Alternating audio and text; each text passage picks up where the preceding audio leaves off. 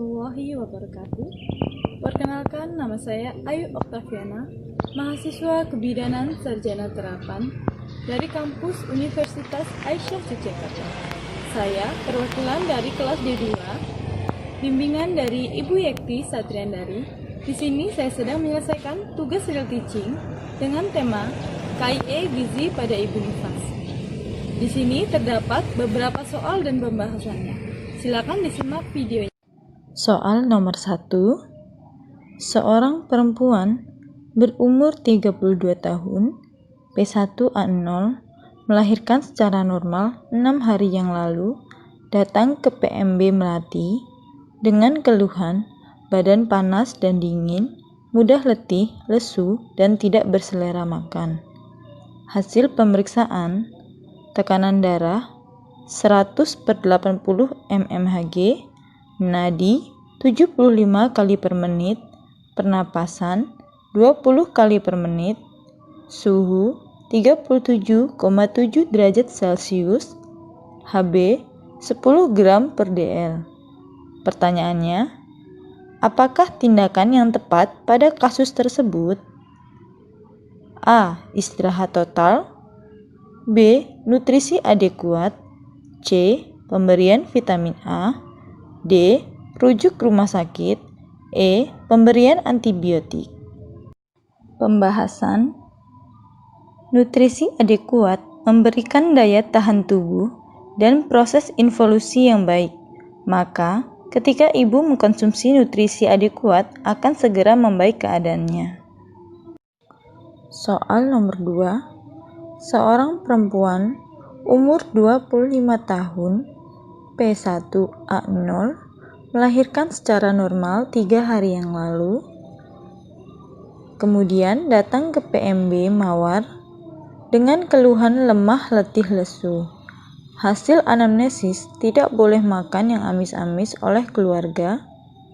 Hasil pemeriksaan, tekanan darah 100/80 mmHg, nadi 78 kali per menit, pernapasan 22 kali per menit, lochia rubra, konjungtiva pucat, Hb 10,5 gram per dl. Pertanyaannya, apakah konseling yang tepat pada kasus tersebut? A. Konseling vitamin A. B. Konseling gizi ibu nifas. C. Konseling perawatan perineum. D. Konseling pencegahan postpartum blues. E. Konseling keluarga berencana secara dini. Pembahasan. Gizi pada ibu nifas adalah makanan yang harus dikonsumsi pada masa nifas, harus seimbang, bergizi, dan cukup energi. Makanan yang dikonsumsi seharusnya mengandung sumber tenaga atau energi seperti karbohidrat terdiri dari beras, jagung, tepung terigu, dan ubi. Sedangkan zat lemak dapat diperoleh dari hewani seperti lemak mentega, keju, dan nabati seperti kelapa sawit, minyak sayur, dan minyak kelapa. Sumber pembangun protein yaitu seperti ikan, udang, kerang, kepiting, daging ayam, hati, telur, susu, dan keju. Dan protein nabati seperti kacang tanah, kacang merah, kacang hijau, kedelai, tahu, dan tempe. Sumber pengatur dan pelindung contohnya seperti mineral, vitamin, dan air. Soal nomor 3.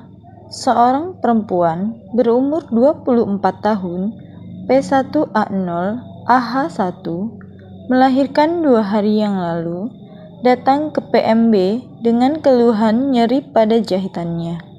Ibu ingin luka jahitannya cepat sembuh dan kering, namun ibu tidak mengerti harus mengkonsumsi apa saja.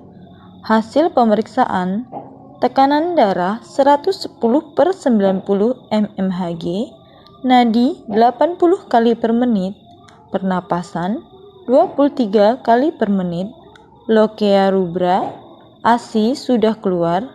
Kemudian bidan memberikan KIE tentang gizi yang harus dipenuhi.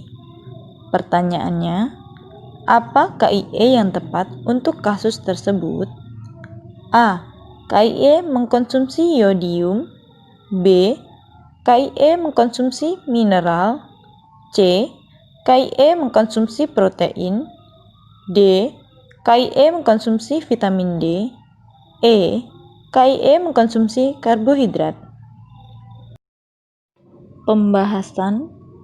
Protein sangat diperlukan untuk pertumbuhan dan penggantian sel-sel yang rusak atau mati, sehingga dapat mempercepat penyembuhan luka pada perineum atau akibat jahitan luka setelah melahirkan.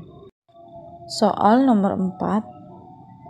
Seorang perempuan usia 32 tahun P1A0 melahirkan secara normal 6 jam yang lalu. Dengan keluhan sebelumnya, sudah makan nasi, lauk, dan sayuran.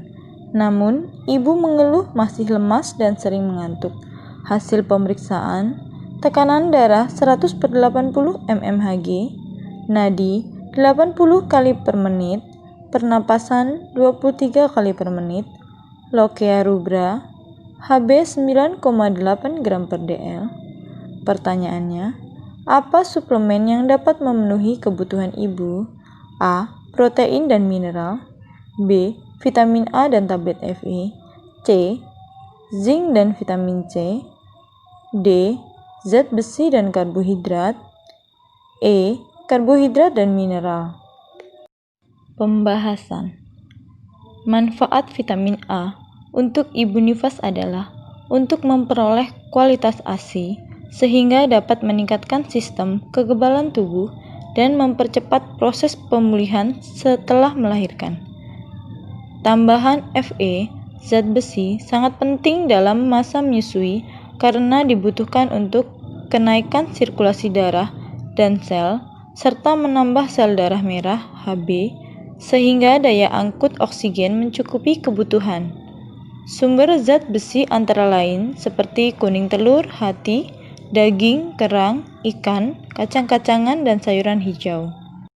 Soal nomor 5. Seorang perempuan umur 28 tahun P1A0 melahirkan 3 hari yang lalu di PMB Anggrek. Ibu dengan keluhan nafsu makannya berkurang. Dari hasil pemeriksaan fisik, didapatkan hasil tekanan darah 100/80 mmHg, nadi 80 kali per menit, pernapasan 23 kali per menit, lokea rubra, Hb 10,8 gram per dl. Pertanyaannya, apakah tindakan yang harus diberikan bidan? A. Memberi vitamin A. B. Memberi vitamin D. C. Memberi vitamin B3. D. Memberi vitamin B1. E. Memberi vitamin B12. Pembahasan. Vitamin B1 atau tiamin dibutuhkan agar kerja saraf dan jantung normal, membantu metabolisme karbohidrat secara tepat oleh tubuh, nafsu makan yang lebih baik, membantu proses pencernaan makanan, meningkatkan pertahanan tubuh terhadap infeksi, dan mengurangi kelelahan. Terima kasih sudah melihat video yang saya sajikan. Jika ada salah kata, saya mohon maaf. Saya akhiri. Wassalamualaikum warahmatullahi wabarakatuh.